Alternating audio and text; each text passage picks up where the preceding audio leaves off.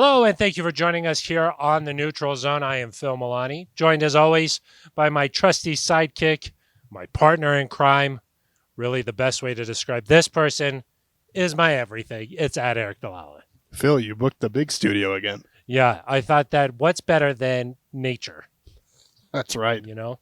Hot nature. Hot nature. Really hot Well, nature. You know, as the preseason winds down here, Eric, the guys, they put so much work out on this field. Blood, sweat, tears, maybe a little puke here and there. Yep. Eric, I figured it would be only fitting for us to join them on this field and do what we do best. Sweat. Talk about the Broncos. Oh, yeah. Nice. Yeah. Yeah. That's what this podcast is all about. Yeah. So we're outside. It's really, really bright out, so we have to wear sunglasses. The future, I think, of this team is so bright. Yeah, that you're wearing the sunglasses. We got to wear shades. Yeah. Otherwise, we'd have eye problems later on in life.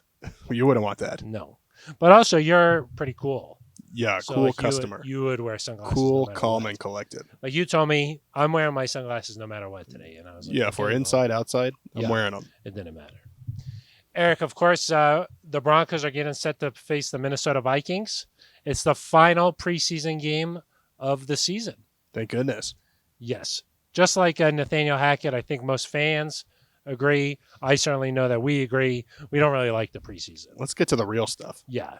I mean, we've been waiting for that Seattle game for a very, very long time. Yeah, since at least May. Now it's almost here. For me, even longer. Yeah, because you kind of knew what the schedule was going to be. In my brain, I thought about it. What do you think? I kind of knew. Like that week, Russ and the Broncos obviously facing Seattle. Yep. And then also Baker Mayfield and the Carolina Panthers are going to be facing the Cleveland Browns. Uh-huh. The schedule makers, they kind of they know what's going on. They know what they're doing. They know what they predicted the trade that came after the schedule came out. They're that good. Yeah. I believe that.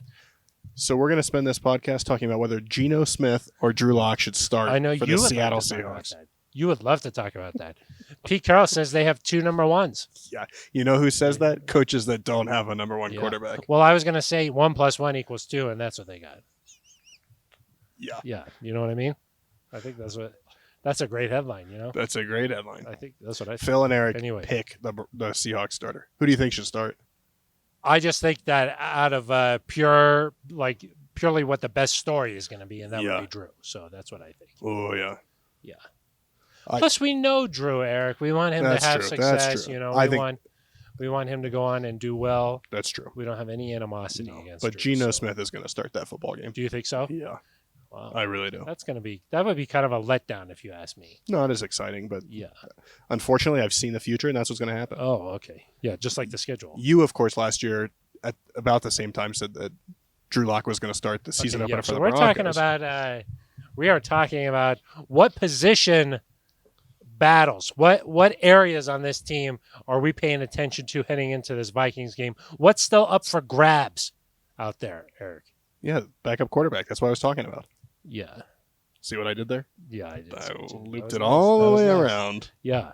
So there's a couple of areas where, how many spots do you think are still available? 4 or 5, something like that? Yeah, somewhere in that range. I think that there's probably still a couple of questions that they want to see get answered here in this Vikings game. But after that, everything else is probably just about wrapped up, I would say. Yeah, I mean, you got a lot of guys. Obviously, the starters are locked in at this point, we think. Yeah. Got the maybe even the 2 deep. But there are some places, I think, where if you could be right on the bubble, you do enough this weekend, you could push things in your favor. Yeah, I think so too. And then, Eric, we're going to hear from maybe the star of this camp. Maybe not the star, but one of the stars. One of the bright spots that maybe people didn't really know coming into camp all about this guy. We're going to hear from him. Me? Brandon Johnson. Oh. Yeah. Yeah, after me, he's I was going to say, really because now you know where he went to college, right? Yeah, Central Florida, of course. As I told you last week. Yeah. And before that, he went to Tennessee. Yeah. Which you should have known that. Of course. Yeah. So we're going to hear from him. I had a chance to chat with him after practice. It's a good get. Yeah. I think that he might have a little bit of work left to do, but we'll see what happens. Yeah, absolutely. He's right on. He's right in that conversation. But he's certainly made some waves, I would say. Ooh, a lot of waves. Yeah, and the team was surfing him. Is that it? Okay. Did that work? I don't know if that worked. I don't know. I'm not sure if that worked, but there was something there. There's something. We're close. I don't know if I did it right. No. I don't think I did it right. Unfortunately, you tried. What else you want to talk about here? That could be I think really that's nice. probably a nice. That's what people want to here. know. Yeah. With regard, we'll talk a little bit about the wide receiver spot a little bit later on because there's a lot of talk about the depth in that room there, Eric. Yep. I'm not sure how important that is. Ooh, Phil. Depth equals bad. That's what we call in the business a tease. Yeah. Depth is good, but maybe it's not as important as maybe some people are. People have called you that, haven't they? Depth. I don't think so. No one's accused you of having depth. Yeah. Yeah, you don't think so? Wow. All right. So if you're watching on YouTube right now, the Broncos official YouTube page, you'll know that we're recording this with the practice field as our backdrop. And while you're watching, you should just leave a comment. Leave a comment. Smash that subscribe button. Yeah. Boop, boop, boop, boop, boop. Something like that. Yeah, it's kind of like an alert. Yeah. You've subscribed. Exactly. That's because, Eric, this is an interactive podcast. Oh, yeah. So that's what this is all about. All about. Yeah. Some people still don't like the way we intro the show. No, but we don't really care. We love that. So. Well, in addition to YouTube, Phil. How else? You can leave an email at neutralzoneshow@gmail.com. That's one of the best ways to do it. You can leave a voicemail at 707-NEUTRAL. Straight to voicemail. Straight to voicemail. Couple of beeps, though. Couple of beeps, apparently. Yeah. We have one voicemail to get to today. We do. It's a nice one. And then you could also tweet at us on Twitter. At Eric Dalala with an A. With an A. At Philmani with a PH. Yep. Non-traditional spellings. Those are, of course, non-traditional spellings. Yep. Or Broncos podcasts. Podcasts. Yeah. Podcast? Cats. Yeah. Not a podcat guy, but a podcasts guy. Yeah. Yeah. There's been some confusion about how to spell Phil. Has there? Yeah, like there are people. Some people are confused with the PH, but of course we know that the traditional way of Phil is FIL. FIL. Yeah, of course. So I guess I don't know. You can't help. You can't help people that don't want to be helped. I think is exactly something that I've heard. I think someone said that about you. Man, a lot of comments about me. A lot of comments. When you said about a Cats guy, that's of course in your Twitter bio. Of course, that you're at Eric Dalala. A lot of people like to have like a little funny line in their Twitter bio. In their Twitter bio. Uh-huh. This week we were talking in the office about our favorite cereals, like a breakfast cereal, and I said that mine was Raisin Bran. That makes a lot of sense. I wasn't there for that conversation, but that makes a lot. I think you were probably sense. working somewhere. Yeah, I was. It's just grinding. Yeah. And I said Raisin Bran, and Ben Swanson said you should put that in your Twitter bio that Raisin Bran is your favorite cereal, because that's kind of like a little funny. Do you want people to unfollow you? I'll go to bat for Raisin Bran. Oh, okay. What is your favorite? Well, I don't really have cereal very much, but if it was, I know, but everybody grew up eating cereal. Okay, Frosted Flakes. Frosted Flakes. Yeah, that's good. That's a nice one. Yeah, not a sponsor. Not a sponsor. No, of course not. Either is Raisin Bran. No. But it could be if they wanted to be. Yeah. I mean, as a real little kid, Lucky Charms obviously is like the go-to. See, I didn't like Lucky Charms. Okay. I also like Frosted Mini Wheats. Oh, my goodness. I don't know if I want to do this show with you anymore. Does that say a lot about a person? Yes, it says. I sort of feel like it does. For a guy that's concerned about being a dork. No, I'm not. That's not me. Right, but Frosted Mini Wheats is like the official cereal of being like a dork. I don't think so. I think that everybody's wrong and I'm right. That's what I said. Yeah, that's how you live life, isn't it? So anyway, maybe I'll add that. What do you think? Should I add that? Yeah. Please weigh in. Should I add that Raisin Bran is my favorite cereal? I just think it's great. I like it. I like the. I don't How like often do you eat sweet. that now? Not that often. Okay. Yeah. I don't. I eat oatmeal because it's good for your heart. Yeah. Little fruit parfait, and then also eggs. I'm a big fan of eggs. Of course. Yeah. So, should we get to some football? Yeah.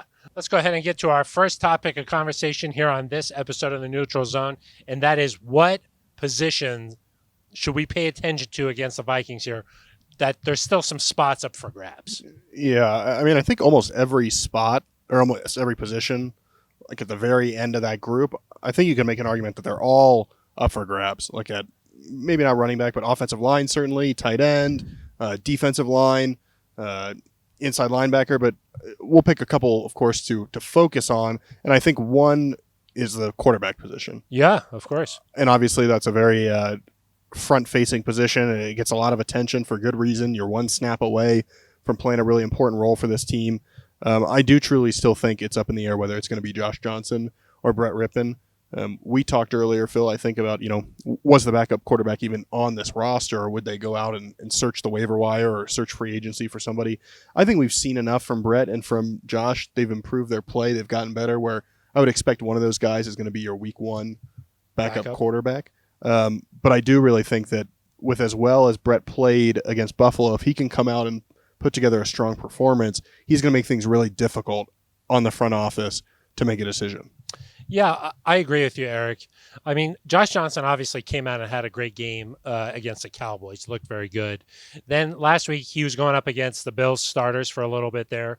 Played the whole first half. And then Brett Rippon came in, played a little bit better, I would say, than Josh Johnson last week. Certainly enough that the Broncos coaches were like, Brett deserves a chance to start this final game against the Vikings. So Brett Rippon will start this game. I asked him what changes there going in as a starter. Just maybe a little bit of a different mindset. You go through the warm-up knowing that you're going to go in right away versus let's just have a sort of a relaxed warm-up knowing that you're not going to play until the second half there. So your mentality changes a little bit. And I think that Brett's going to have to go out and wow a little bit in order to steal that job. I would say that Josh Johnson, probably it's his job to lose. We see Dalton Reisner leaving there. I think he said, yeah, follow on the Broncos official YouTube page. Yep. Thanks, Dalton. Yep.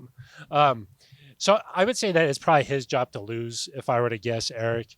But I do think that Brett has shown enough that I don't think you could slide him onto the practice squad or something at this point. Yeah. And he maybe has played enough where the Broncos would even consider possibly keeping 3 quarterbacks on the roster here. We saw that happen last year where he was on the practice squad, or was heading that way. Couldn't really. He was on the practice squad for a little bit, team, and then a team tried to sign him away, and so they have moved him up to the active roster last year. That's right.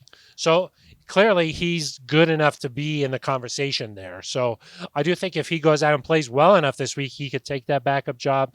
But it's going to have to take a little bit more than what we've seen so far. Yeah, I agree with you. I think that they can't both go out and like turn in the same performance. I think a tie would go to Josh. Yeah. But a really good performance, Brett might be able to tip the scales. I do think one thing I appreciate is that Nathaniel Hackett said he's earned this with his play, so he's going to get that. And I think if you're a player, you love to see that, hey, if I go out there and I do what you tell me to do and I practice hard and I play well, I'm going to get an opportunity. Because there are some, it's just true. There are some coaching staffs, they've already decided in their minds what's going to happen. And so you can go out there, you can practice hard every day, you can try as hard as you want. It might not matter. If you're a player and you hear and you see this and you say, you're an undrafted guy or you're a late round draft pick and you see, okay, you know what, if I go out there and prove it, I'm going to get that chance.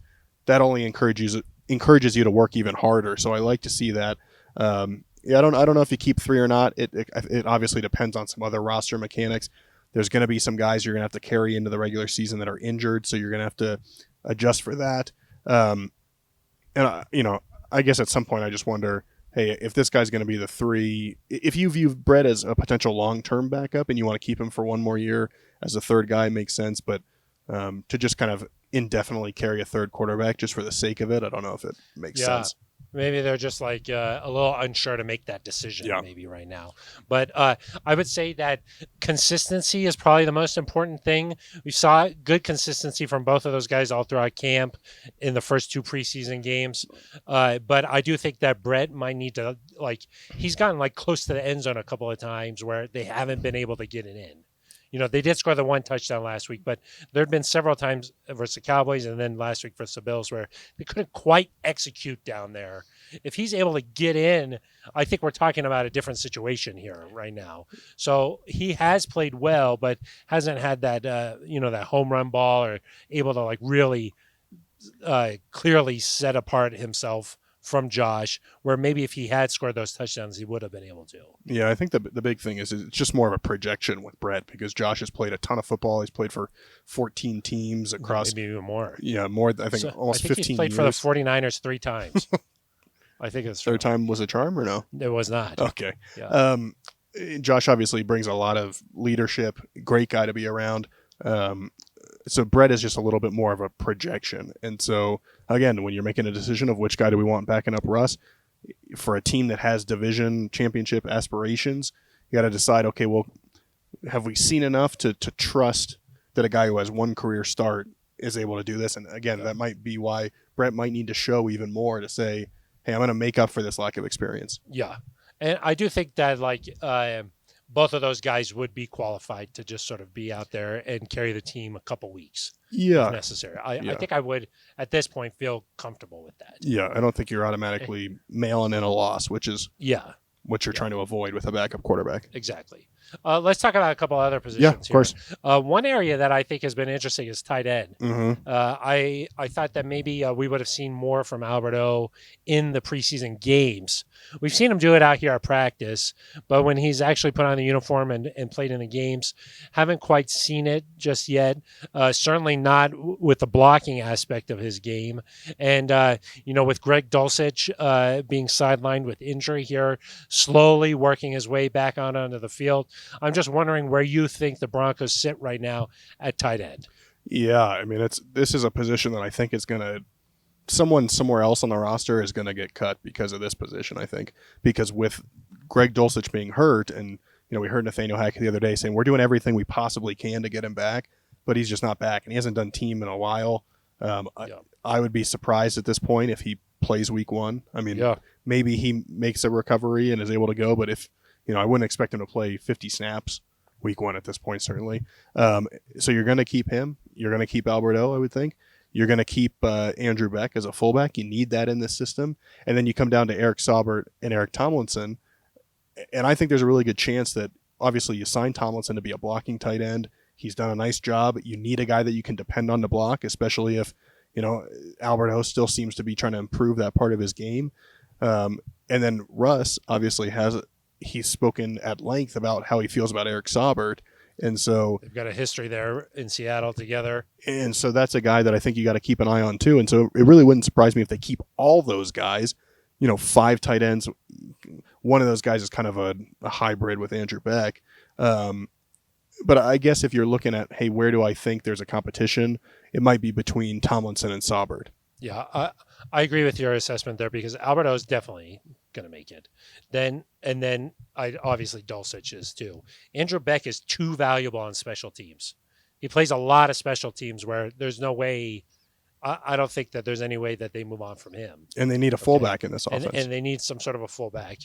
And so then now it's down to Schobert and Tomlinson.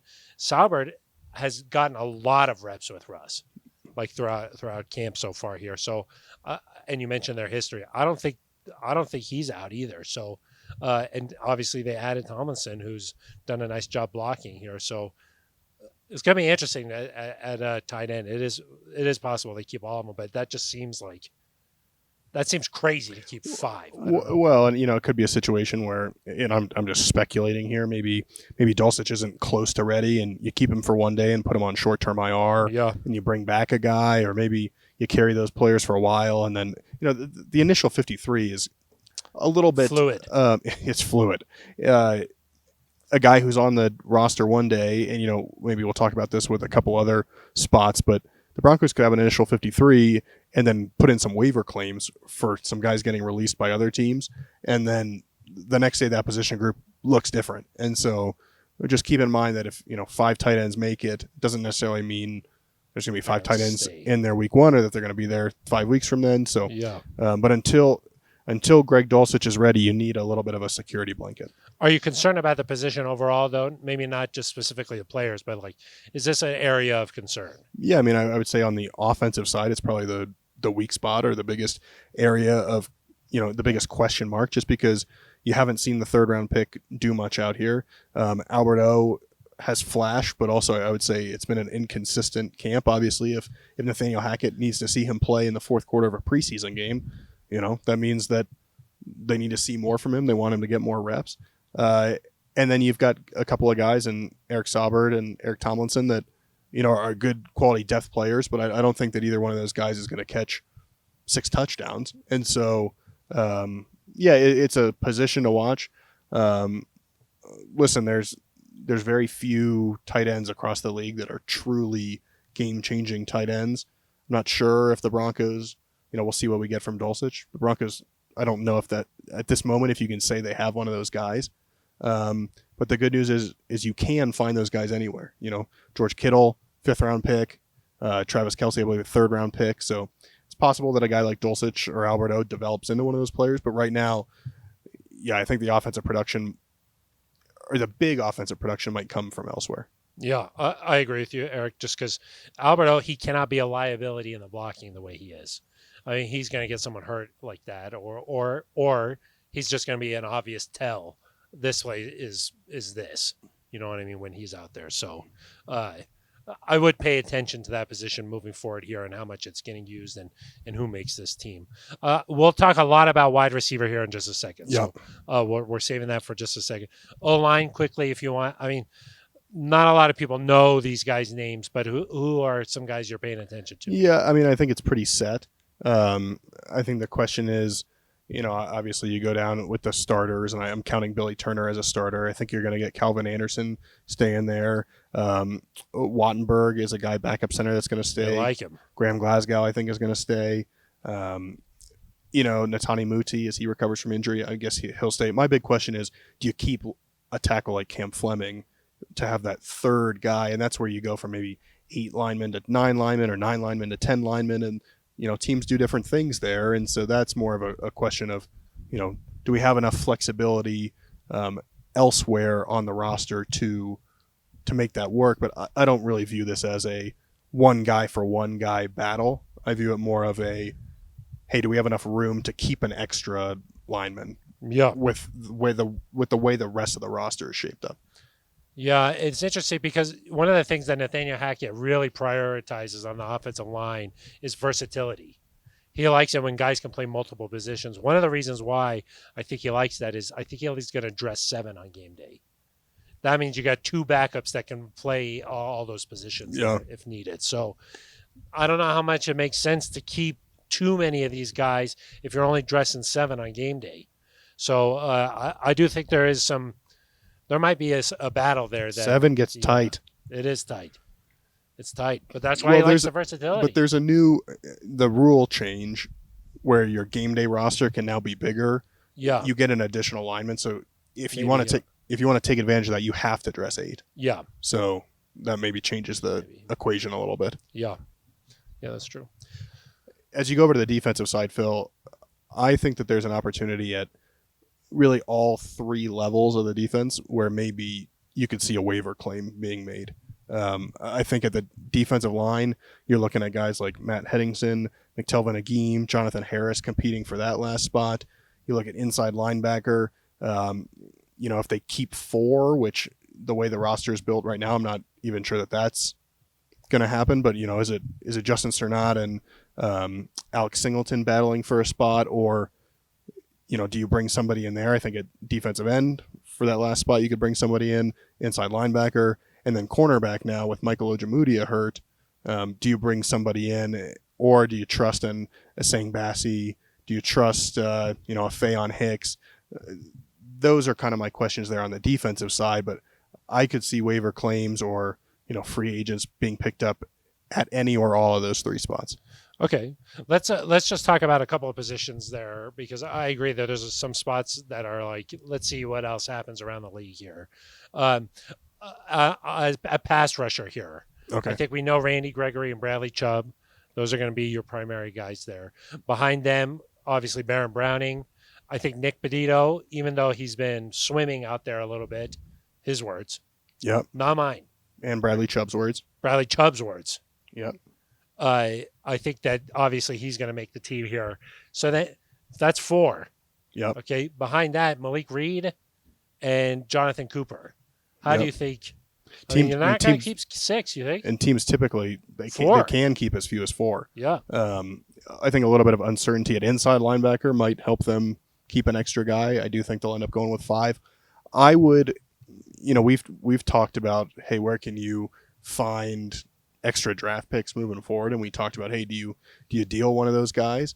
I think at this point, with what we've seen from Bonito, the fact that Randy Gregory is still working his way back, Keep an extra. I would want a proven guy. And, the proven guy is Malik Reed. He started a lot of football games in this league. He has the sacks. I think he has the most sacks by an outside linebacker over the last 2 or 3 years by a Bronco. And so, to me, any sort of value that you'd get, I think that the benefit of keeping him outweighs that. Just because, Phil, I don't know if you can count on right now, if you need Nick Bonito to go in there, I don't know if you can, the run support was not great. Obviously, he had a couple chances to get after the passer, but like you said, he's still figuring it out from a mental standpoint. And so I don't know if say you dress 4 outside linebackers on game day, given special teams contributions. I'm not sure if Bonito is dressing at this moment. Yeah. And something to consider. I think it's going to lead him to keeping 5 outside linebackers. I give the edge there to Malik Reed. Something's going to, what you just said there, you kind of said it quickly there. Sorry. But that might surprise some people that, hey, this was the Broncos' first pick this year, and he might not even be getting a jersey on game day. Right, because you do have 5 to 7 guys that are not able to get a jersey. It's kind of an interesting rule. You have this roster, and then all those guys aren't allowed to play. Yeah. No, of course.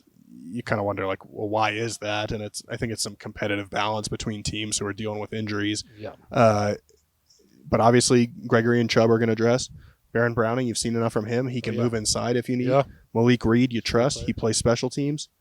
You then look at Nick Bonito and you say, okay, well, is he going to give me more than any of those guys? And right now, I don't know if that's the case. And so he's a guy that, he might have to earn a jersey, and that'll make news if and when it happens. Yep. Nathaniel Hackett will be asked about it. Yeah. But, hey, you got to earn your spot. And we talked about it at the very beginning.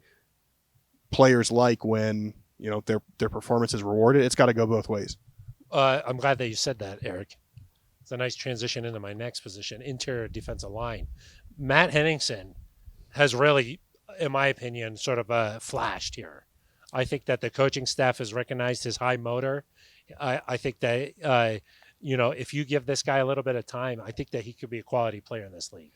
Yeah. And like I mentioned, I think, Draymond Jones, DJ Jones, Deshaun Williams, Mike Purcell, and Yoma Wazirike, I think those guys are going to make the team. Yeah. That's 5. You normally keep 6. And so then you're talking about Matt Henningsen, McTelvin Agim, Jonathan Harris, those guys as 3 players maybe competing for one spot. And I like what you said about Henningsen. I think that's true. The only question I have is he big enough in the run game? Yeah. And so to me, maybe, and we've seen McTelvin Agim flash at times during camp too. And so I wonder if his size just gives him a little bit of an edge there. He's a former 3rd-round pick. Obviously, Henningsen is a 6th-round pick, I believe. And so maybe it's easier to sneak Henningsen to the practice squad and develop him there. It's not like he's done too much in the preseason. It's not like he has 4 sacks and a couple of forced fumbles. He was close in that Cowboys game. But it will be an interesting decision. I just think with the way that the run defense looked against Buffalo, I think you got to consider, hey, do we need some bigger guys in there? And like any guy coming out of college, Henningsen's probably got to get a little bigger. I think if you're talking about what spots are up for grabs, if Henningsen comes out and plays really well against the Vikings, of course, I think there's something up for grabs for him in particular. Of course, I agree. Okay, inside linebacker, Eric, here. The Broncos brought in Joe Schobert and quickly showed him the door pretty quickly. I would have thought maybe a second game here for him, but clearly what they saw on tape against the Bills, not cutting it. Yeah, I mean, I think right now, if you keep 4, as I kind of briefly mentioned there before, there's not much of a competition. I think Josie Jonas, and then I think you see Alex Singleton and Justin Sternad as 3 and 4 in some order. Yep. You could debate that. Like I mentioned, I think the bigger question is, hey, if you're not comfortable with that and you go and you get a guy off waivers, which one of those guys gets replaced? And I think that that's up for grabs. Obviously, Justin Sternad I think is the more athletic player in space. Alex Singleton might be the better run player. Justin Cernad maybe does a little bit more for you on special teams. So just something to consider there. They've been taking about equal reps there, filling in for Jonas. So there's not really a tell in terms of who has the edge, but I would keep an eye on that spot. Maybe more than, maybe less than cornerback, but other than that, maybe like the second highest spot where I think you could see another move there. Yeah. I mean, obviously, they're looking at that position. That's why they brought in Shobert. Yep. So, like, there's some attention there. And then in the secondary here at safety, obviously, we know Justin Simmons and Kareem Jackson. Yeah. Behind them, we've seen P.J. Locke have a very nice camp. Caden Stearns coming off his rookie season. I think those guys are established as 1 through 4. Yeah. Maybe a guy like J.R. Reed plays a lot of special teams. You think that he could, maybe with a strong performance this week? Yeah, I mean, he's a guy that a strong performance could turn things. Delarian Turner-Yell, obviously a draft pick. He's a guy that could turn things. Most teams only keep 4 safeties. Yeah. And so, again, if you keep 5 safeties, you got to figure out somewhere else to take away from that. Maybe you feel at corner that that there's not 5 guys or 6, because some teams keep 6 corners, 4 safeties. Maybe you keep it 5 and 5. Yeah, I don't. Special teams obviously be a huge factor here. Of course, and so I think Reed and Turner-Yell are battling for a spot, and it'll be interesting to see kind of which guy has the edge. I thought they both did some good things against Buffalo in terms of coming up and making plays. I'm not sure who I'd give the edge to there. I think it's pretty close. Okay, and then at the cornerback position, Pat Surtain is going to become one of the best in the league. Yep. I think we know that. We've seen Ronald Darby and K'Wan Williams. These guys are all set. Yep. Those are the guys. But then behind them, do you think it's a Damari Mathis who's the next guy up on the outside? Yeah. Maybe a Same Bassi is another nickel guy. Yeah, I think that's exactly right. I think that Damari is a lock. He's played well. He's been good. I've been impressed with what you've gotten from him. I think that Bassi is probably a guy that makes your initial roster. And then it's just a question of, hey, do you find somebody else on waivers? Ojamudi is going to be out for a while. So this is not like a quick fix where he might be back soon. Similar deal to Jonas. Yeah. Which is, but obviously we're talking happened about a 4-week 5. 4 to 6. Obviously Jonas is it sounds like is on the early quick path of that recovery. I mean, Aseng has a chance because slot is is a unique position. It's not the same thing as just finding a cornerback. That battle will be trickier between a guy like Faion Hicks, between Bless Austin, Donnie Lewis Jr. I mean, those types of players. And again, I hate to keep repeating this, but I think you could see someone come in off waivers and grab one of those spots. But those top 4 of Surtain, Darby, Williams, Damari Mathis are set, and then I do think Aseng probably has a good chance of making this team. I think the important thing for all of these guys is to remember you just want to control what you could control. Yep. Put the best stuff out on tape and then just see whatever happens. Right. You're not just playing for a spot for the Broncos, but also the entire league. So, and as we mentioned, we named 4 or 5, 6 spots where we truly don't know what the plan is there. Yeah. Yeah. Which is exciting going into a final game. Absolutely. The one spot we haven't talked about, Eric, is wide receiver. We'll get to that in just a second. But first, my conversation with undrafted rookie wideout, Brandon Johnson. Brandon, as an undrafted guy coming into camp here, what was your mindset? Just to try to prove myself, any way I could, in meetings, how I meet, on the field, route running, catching the ball, special teams, just trying to prove myself any way I can. They said everything counts and everything's being evaluated, so just trying my best. And when a guy this offseason like Russell Wilson gives you a shout out in front of the media, says keep an eye on 89, what did that do for you? Man, that's amazing. It was super humbling, and I couldn't imagine I'd be hearing something like that from Russell Wilson before I come in here. So just take it in and keep working. We see every day after practice the starters and a few other guys hanging out in the red zone working with him maybe for a half an hour or so sometimes. What's that time like, getting that extra work in with Russ? I believe that's what's really going to set us apart from a lot of other teams and things like that. I mean, just really that working those fine details and things you can't really get in meeting rooms and from just regular practice time. It's that extra work that's going to kind of separate yourself. And coming in here, what's been the hardest jump for you? What is it, in the meeting room or is it out here on the field? I would say maybe so. Just applying everything that we get in the meeting room to the field. Because I mean, it's so much information being taught to us, so much information we have to learn and retain and be able to come out here and execute. So I think that's probably the hardest part. Now you have a relationship with Broncos wide receiver coach Zach Azani, right? He recruited you to Tennessee, is that right? Yes, sir. Yes, sir. And how has that relationship worked now at the pro level? It's the same. Coach Z is a hard-nosed coach, and he's gonna be on you regardless of if he knows you or if he's not. So it's been cool. Definitely think I've grown in my game. Being with Coach Z. And then on the other side, you get to go up against a guy like Pat Surtain, or you see him on the other side at least. You guys were in high school at the same time together, huh? Yes, sir. Yeah, we went to the same high school. And so now to catch up all these years later, has that been cool? Yeah, it's been really cool. It's been really cool to see how he's grown to one of the best in the league. It's amazing to see. So I'm super happy for him, and I can't wait to see what he continues to do. Just a couple more for you here, Brandon. When a guy like Tim Patrick goes down, nobody wants to see anybody get injured. But did you think, okay, maybe there's an opportunity for me now if I see this thing all the way through? Yeah, I mean, that's always in the back of your mind. Well, first and foremost, I want to say we're praying for Tim, and we love Tim, and great receiver. But that was never really like the focus. The focus was really just doing my best, doing my part. I never really looked at it as like, oh, okay, it's my time now to shine. No, I wanted to continue to do my best.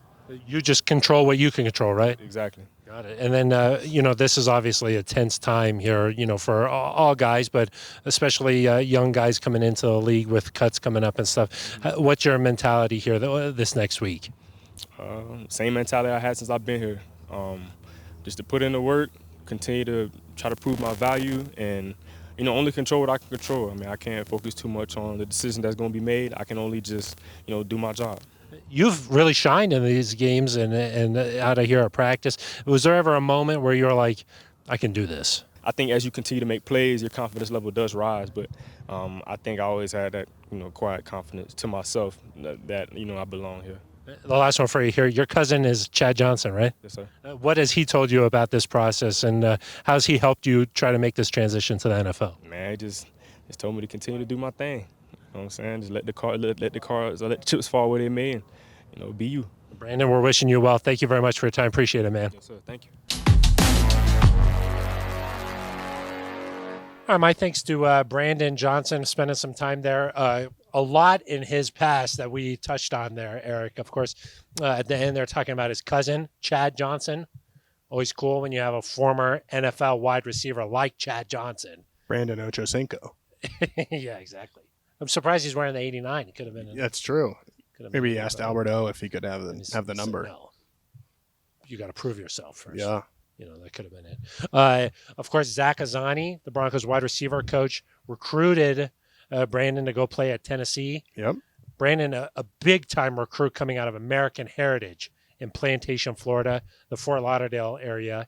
If you think, okay, maybe I've heard of American Heritage, that's because that's where Pat Surtain II went. Pat Surtain went, of course. And they were there at the same time. Now you fast forward to this here, and boom. And, of course, the other connection, Dad played for the Rockies. Well, yeah, for a little bit. Yeah. A little bit. That is a crazy little connection there. Meant to be. A lot there. A lot of connections. Yeah. So I'm glad that we had a chance to talk there. Obviously, when Tim Patrick goes down, nobody wants to see that. Right. But you can't help but think like, hey, when some guy goes down, that creates opportunity elsewhere. Yeah, and, he's that big-bodied type guy that I think we were all looking for to replace Tim Patrick. Not him necessarily, but you thought, okay, well, KJ Hamler can't step into that role the same way that a bigger-bodied guy can. And, I think he's got as good a chance of any of earning a roster spot and being, the Broncos have a great history of undrafted free agents making the 53. I think he has the inside track right now to be that next guy. So let's go through it here. Obviously, Cortland Sutton. Yeah, I think he's going to make it. I think so. Jerry Jeudy. He'll make it. KJ Hamler. Yep. Montrell Washington. Yep.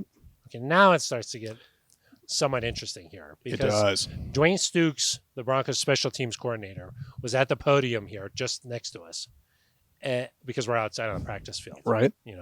Right next to us here. Eric said that he would love to have Tyree Cleveland on this team. Right. We haven't seen Tyree Cleveland in a long time. No, he's been We've out seen here. him in the cafeteria. He's been out here doing some work. He's getting closer to coming back. But yeah, his throat injury has kept him out. Okay, let's just 1 second here. He got hit in the throat, right? Yeah. Okay. How long would you be out with a throat injury? like that? Forever. I mean, this is how we make our living, Forever. is talking. Forever. He got hit in the throat and Yeah. broke some cartilage. Yeah. I didn't even know there was cartilage in there to be broken. Exactly. How does that happen, Eric?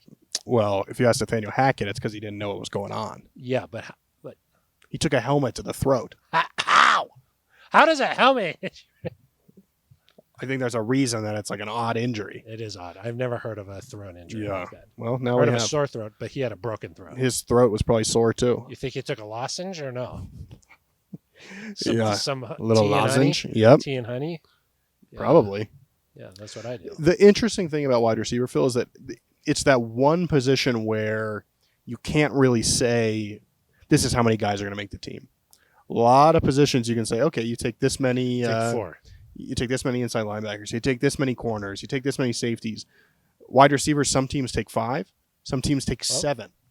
Montrell has obviously proven himself to be the returner, Yep. and he's probably done enough on the offensive side to be a contributor there too. Of course. So that sort of takes away that, because some teams they bring out carry an extra guy Yep. because the person is just a returner. Right. So that is sort of out of the table here for the Broncos. Yep. And now you're talking about, okay, maybe a gunner with Tyree Cleveland. They certainly like him in that role. Maybe Brandon Johnson can do enough there. Yep. So, Well, so what I'll say is I think the Broncos will keep 6. I agree. I know. I think Yeah. 6 too. I think that Kendall Hinton. I think if I had to guess, I'm going to say that Kendall Hinton will make the team. Me too. And I'm going to guess that Brandon Johnson will make the team. And I'm going to guess, despite Dwayne Stukes' wishes, that Tyree Cleveland does not make the team. Yeah. It is going to be very interesting, Eric. But I think Brandon Johnson and Tyree Cleveland could switch very easily. Again, Yeah. one of those performances, if Brandon Johnson goes out and has a great game, he has the edge here because he can go out and do something about it. Yeah. Tyree cannot do something about it. Yes.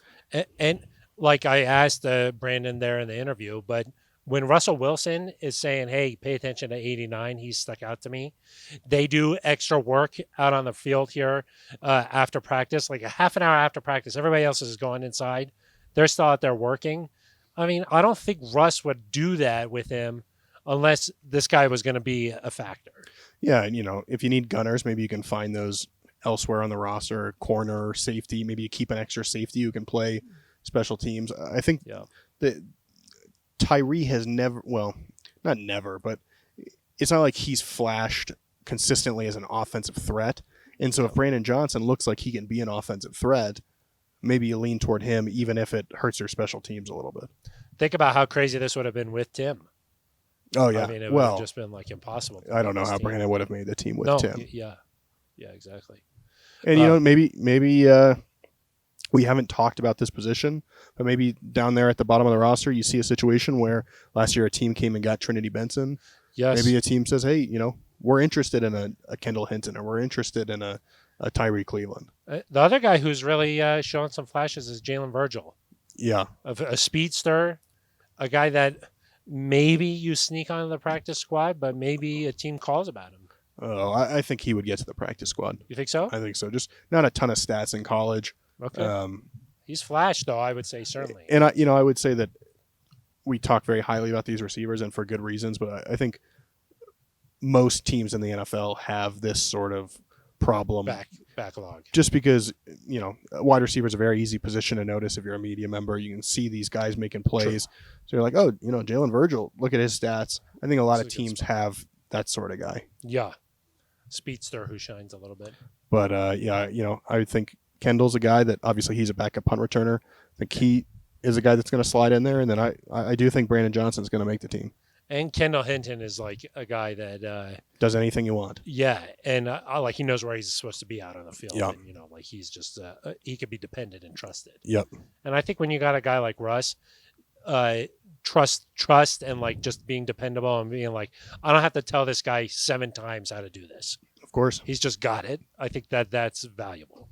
Absolutely. So, now, one thing I wanted to talk about with the wide receiver position a little bit, Eric, is maybe all this depth isn't that big of a deal when it comes to the regular season, because in Russell Wilson's past, it's usually been 2 targets on the offensive side of the ball that get the majority of the production.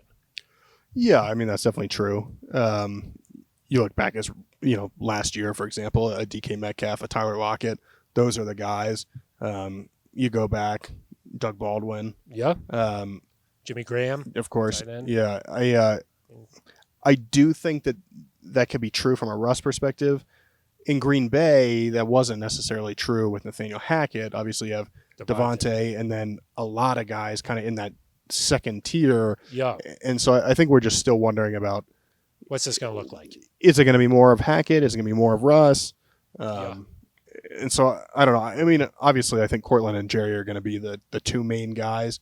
But my personal guess is that Cortland is going to emerge as a true number 1, and then you're going to have, maybe a Jerry, an Alberto, or whoever emerges at tight end.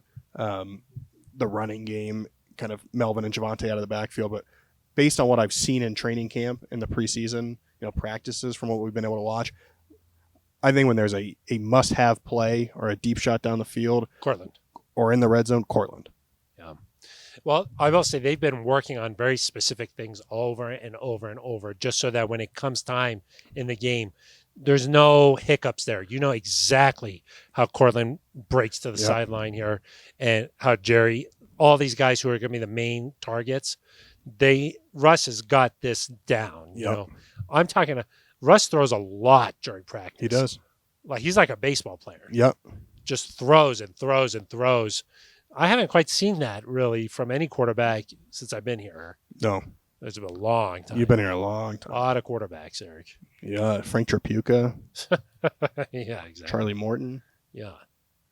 Peyton certainly did not throw as much as Russ does. Well, you see guys across the league manage how much they're throwing. Yeah. Russ just he throws a lot. So, but yeah, that's why I do think that it's going to be Cortland and Jerry primarily here. So that's our look at some of the different position battles that we'll be paying attention to in this final preseason game. Eric, let's move on though and get to one of our favorite segments, voicemails. Hey guys, Jeff Flanagan. Phil. Wow, man. You finally got on Broncos now. I was really excited. We've had a lot of Eric lately. It was nice to mix it up a bit. I gotta say, you brought the heat today. Joe Schobert, I believe you said he thought he was in shape. Maybe doing some workouts here and there. Thought he was good to go, got on the football field, realized, hey, this is a different story. Look, I don't want to say that was a shot, but that was a shot. Hey, that's what we come here for. You didn't hedge at all. Eric, I think you probably would have hedged a little bit, but Phil, that was good. You might want to go on to, what show is that with Shannon and Skip? Might want to go on there, talking like that. Man, bring some of that to the neutral zone. Looking forward to the next one. Thank you very much, Jeff. I always bring hot takes no matter what show I'm on. That's what we try to do. Yeah, Broncos now, neutral zone. It doesn't matter. I bring it. That's right. I don't hedge. He kind of took a shot at you. He said you'd be hedging. Well, it's okay, Jeff. I'll take a shot every now and then. Thank you very much for the voicemail there, Jeff. Really appreciate it. Eric, let's get to some shout-outs here and wrap up this bad boy. Yeah, I'll shout out Craig Morton. I think I might have said his name incorrectly before. Oh. But shout out to Broncos. Great quarterback, of course. Yeah. Also a Cowboys, great. Of course. Yeah. I also shout out my Northwestern Wildcats. Oh, what do they do? They're in Ireland, huh? They're playing in Ireland this weekend. Saturday, week 0. You know you're a good football team when you're playing in week 0. What's the grass situation like in Ireland? Is it nice and high? Hopefully. Yeah, Yeah. slow it down. I think they're just playing in like one of those fields. Slow it down. They're just playing in a field. A pitch. Yeah, They're exactly. going to go out onto a pitch and play a Yep, little ball. I think so. Okay. So, Shame that they weren't there when the Broncos are playing in London. Otherwise, you could have caught the game. real bummer. Our friends in, what are they called now? NFL Ireland? I think so. Yeah, I think maybe Colum. Colin, Michael, Colum. Yep. Michael. they'll be there. They're tweeting Yeah. photos of Northwestern helmets. That's how you know it's real. So you know it's good. Eric, I'm starting to sweat. It is Yeah. hot out here. Shout out Liz Gerald's. Of course. Some great What's going on? community We work. got the kickoff luncheon this week. Coming up. That's big. That is I don't big. know. It's big. That's how the Broncos charities, they make a lot of their money. Some nice partners in the community here. Yep, absolutely. All right, well, that's going to do it for us. One more game to go. Cuts coming up next week, so it's a big week around here, and we'll have that all covered. We'll hear from George Payton next week and see where he thinks this team is right now. I'm excited. I guess he's going to say a lot of positive things. Probably. That's what I'm guessing. So, all right, that's going to do it for us. For Eric Dalala, I am Phil Milani. You've been listening to The Neutral Zone.